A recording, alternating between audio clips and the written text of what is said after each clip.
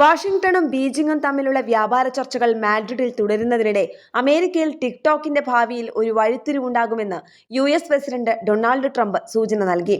അമേരിക്കയും ചൈനയും തമ്മിലുള്ള യൂറോപ്പിലെ വ്യാപാര യോഗം വളരെ നന്നായി, അതുടൻ അവസാനിക്കും എന്ന് ട്രൂത്ത് സോഷ്യലിലെ ഒരു പോസ്റ്റിൽ ട്രംപ് എഴുതി.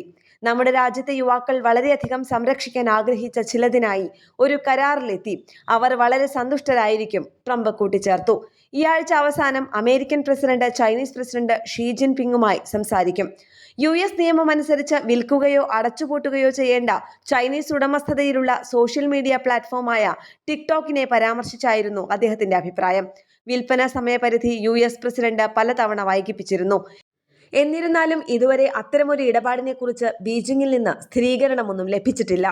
ഇരു രാജ്യങ്ങളിലെയും പ്രതിനിധികൾ മാഡ്രിഡിൽ ചർച്ചകൾ നടത്തിയപ്പോഴാണ് പ്രസ്താവനകൾ വന്നത്. സ്പെയിനിന്റെ വിദേശകാര്യ മന്ത്രാലയ ആസ്ഥാനമായ പലാസിയോ ഡി സാന്താക്രൂസിലാണ് യോഗം. ടിക്ടോക്ക് തർക്കം ഉൾപ്പെടെയുള്ള സാമ്പത്തിക വ്യാപാര വിഷയങ്ങൾ ചർച്ചയിൽ ഉൾപ്പെട്ടതായി ചൈനയുടെ സിൻഹുവ വാർത്താ ഏജൻസി റിപ്പോർട്ട് ചെയ്തു. ബുധനാഴ്ച വരെ തുടരുന്ന ചർച്ചകൾക്ക് സ്പാനിഷ് സർക്കാരും സ്ഥിരീകരണം നൽകി. എന്നാൽ റഷ്യയിൽ നിന്ന് അസംസ്കൃത എണ്ണ ഇറക്കുമതി ചെയ്യുന്ന രാജ്യങ്ങൾക്ക് തീരുവ ചുമത്തണമെന്ന ഡൊണാൾഡ് ട്രംപ് ഭരണകൂടത്തിന്റെ G7 നാറ്റോ രാജ്യങ്ങളോടുള്ള ആഹ്വാനത്തിനെതിരെ ചൈന ശക്തമായി പ്രതികരിച്ചു.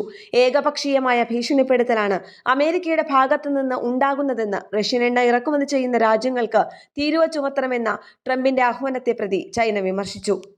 സ്പെയിനിൽ നടക്കുന്ന ചൈനീസ് അമേരിക്കൻ പ്രതിനിധികൾ തമ്മിലുള്ള സാമ്പത്തിക വ്യാപാര ചർച്ചകൾക്കിടെ തന്നെയാണ് ചൈനയിൽ നിന്ന് ഈ ശക്തമായ നിലപാട് ഉയർന്നു വന്നത്. ഇന്റർനാഷണൽ ഡെസ്ക്, കേരള പ്രണാമം.